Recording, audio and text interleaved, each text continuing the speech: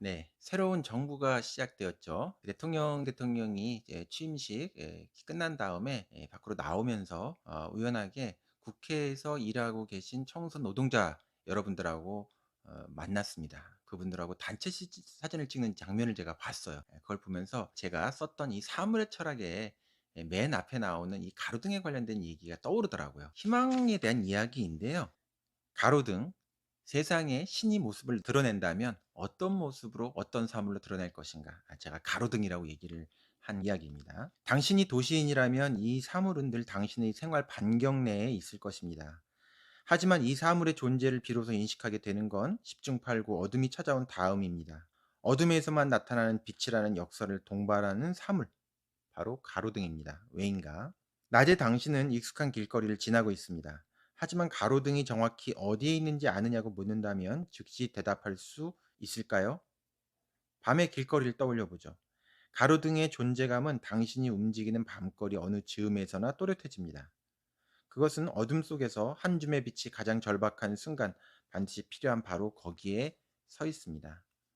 어린 시절, 이렇게 도시가 환하지 않던 시절 한번 떠올려 볼까요? 인적이 끊긴 어둠 속에서 섬뜩한 느낌으로 혼자 걷던 골목길, 방향을 제대로 알 수 없는 낯설고 컴컴한 타지에서 운전하고 있을 때 우리는 이 가로등이 소중한 친구이자 먼 바다를 건너는 항해사의 등대와 다를 것 없다는 사실을 깨닫게 됩니다. 사실 어둠 속에서 드러나는 가로등의 빛이란 미미하기 짝이 없죠.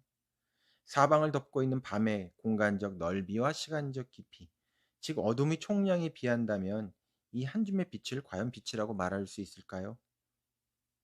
가로등의 역설은 그러나 여기에 있습니다. 빛은 신락 같은 희망의 가능성으로 오히려 어둠 속에서 제 존재를 분명하게 사실 말입니다. 우리가 어둠 속을 걷거나 음산한 골목길에 있을 때 멀리 있는 가로등을 보며 안도하게 되는 이유는 무엇일까요? 가로등은 우리에게 말합니다. 어둠 속에서 빛의 진정한 힘은 어둠을 완전히 제거하는 데 있지 않다고. 가로등의 역할은 사방의 어둠 속에서도 빛이 어딘가에 존재하기는 한다는 사실, 그것을 예감하게 하는 것만으로도 충분합니다. 플라톤이 쓴 철학책 국가에서 어둠 속 동굴에 갇힌 사람들의 이야기가 나오죠. 모든 사람이 어둠의 공간을 유일한 세계로 알며 살던 중에 어떤 한 사람이 천신만고 끝에 밖으로 기어 나와서 새로운 세상을 보게 됩니다. 그의 호기심과 용기를 자극하게 한 데에는 어둠의 틈새로 새어 들어오던 머리칼 같은 빛으로도 충분했습니다. 그런 점에서 이 빛이라고 하는 건, 이 신라 같은 빛이지만 이 빛이라는 게 존재한다라고 하는 건 희망에 관한 암시를 우리에게 주는 것은 아닐까 생각해 보게 됩니다. 가로등을 통해서 그 희망에 관해서 한번 생각해 볼 수 있다는 거예요. 자, 희망의 문제와 관련하여 중요한 것은 빛의 양이 아니라 빛이 어딘가는 존재한다는 사실이고 그 빛의 방향입니다. 가로등을 일반적으로 생각해 볼 때 가로등은 가늘고 긴 몸통 위에 빛이 발산하는 머리가 밑으로 구부러진 형상을 하고 있습니다. 빛이 얼굴을 한 존재가 땅을 굽어보는 듯한 모습입니다. 굽어보는 얼굴의 빛은 아래로, 그러니까 낮은 자리로 발산되며 가능한 한 제 주위를 평등하고 넓게 비추려는 것처럼 보입니다. 그 자리는 희망을 필요로 하는 삶, 절박한 희망의 방향과 관련이 있습니다. 가로등의 희망은 그 빛이 가장 낮은 자리로 향하고 있다라고 하는 그 방향에 있는 것이 아닐까요?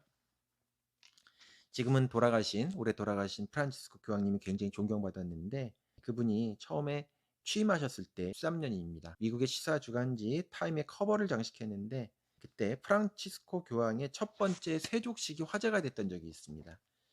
세족식은 카톨릭에서 예수의 최후 만찬을 본떠서 오랫동안 똑같은 형식으로 진행되어 온 이 발씻기 형식이죠. 프란 교황은 세족식을 사제들을 발을 씻어주던 관행을 바꾸어서 12명의 아이를 선택해 발을 닦아줬습니다. 그리고 발에 입맞춤했습니다. 게다가 이 12명의 아이들은 소년원의 재소자였어요. 거기에는 여자아이도 있었고 이슬람교도도 포함되어 있었습니다.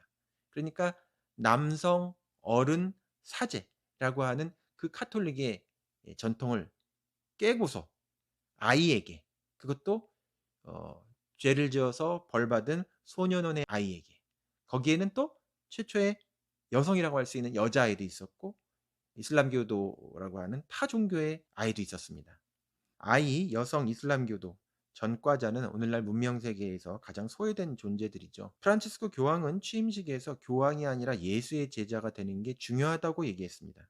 제자가 되기 위해 그가 한 첫 번째 퍼포먼스, 첫 번째 상징적 실천은 뭐냐면 가장 낮은 자리를 임해서 그 자리를 섬기는 퍼포먼스. 바로 이 소년원의 아이들의 발을 씻겨주는 그런 세족식을 한 것이라고 볼 수 있죠. 저는 프란치스코 교황의 그 세족식을 보면서 이 교황이 종교인이기 전에 매우 문학적인 인간이구나 이런 생각을 했거든요. 자, 마침 어제였죠. 취임식 끝난 다음에 이재명 대통령이 국회에서 일하고 계시는 청소 노동자 여러분들을 만나서 아주 반갑게 웃고 손을 마주잡고 한 명 한 명 인사를 하시고 그다음에 기념사진을 찍는데 이재명 대통령과 부인 김여경 여사가 쭈그리고 앉아서 청소 노동자들하고 함께 사진을 찍는 그 장면을 보게 됐습니다. 역대 대통령 중에서 무릎을 굽히고 쭈그려 앉아서 사진을 찍는 그런 장면을 보여준 거의 최초의 대통령이 아니었는가 이런 생각이 들거든요.